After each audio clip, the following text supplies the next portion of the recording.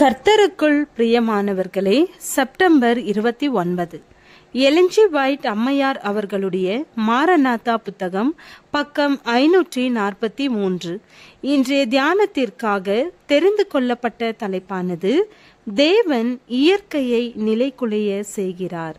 வசனம் வெளிப்படுத்துதல் 16வது அதிகாரம் வசனம் 17-18.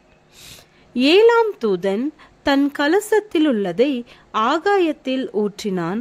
அப்பொழுது பரலோகத்தின் ஆலயத்திலுள்ள சிங்காசனத்திலிருந்து ஆயிற்று என்று சொல்லிய பெரும் சத்தம் பிறந்தது. சத்தங்களும் இடி முழக்கங்களும் மின்னல்களும் உண்டாயின. பூமி மிகவும் அதிர்ந்தது. பூமியின் மேல் மனுஷர்கள் உண்டான நாள் முதற்கொண்டு அப்படிப்பட்ட பெரிய அதிர்ச்சி உண்டானதில்லை. 7ஆம் தூதனுடைய கோப கலசம் ஊற்றப்படுவதை நாம் சற்று ஆராய வேண்டியது அவசியம். தீமையின் வல்லமைகள் பெரிய யுத்தம் செய்யாமல் தங்கள் போராட்டத்தை கைவிடாது.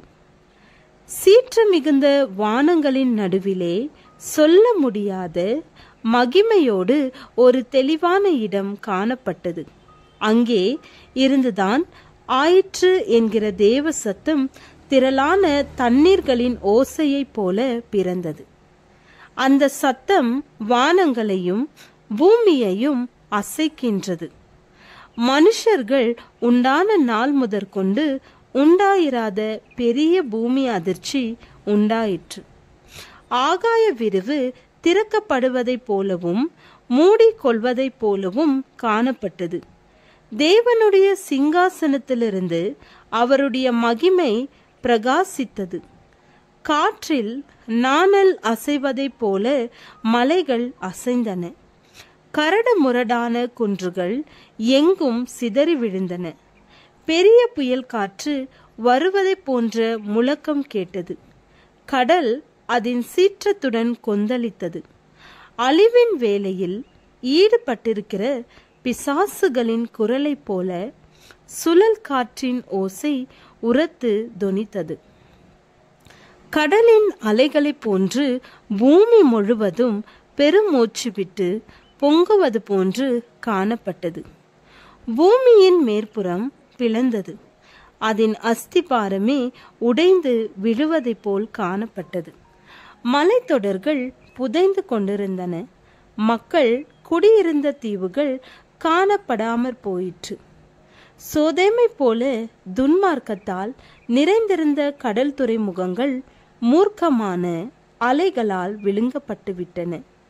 மகா பாபிலோனுக்கு தேவனுடைய உக்கிரமான கோபாக்கினையாகிய மதுவுள்ள பாத்திரத்தை கொடுக்கும்படி அது அவருக்கு முன்பாக நினைப்பூட்டப்பட்டது. தாளந்து நிறையான பெரிய கல்மலையும் வானத்திலிருந்து விழுந்தது. இவை தங்கள் அழிவின் வேலையை செய்து கொண்டிருந்தன. உலகின் பெருமையான பட்டணங்கள் தாழ்த்தப்பட்டன.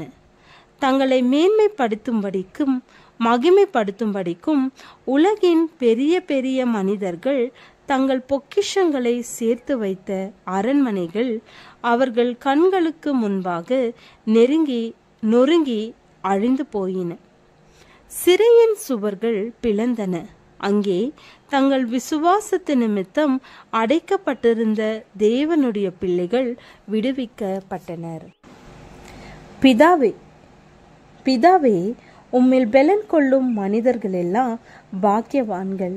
எங்களையும் உம்மில் பெலன் கொள்ள செய்யும். ஆமேன்.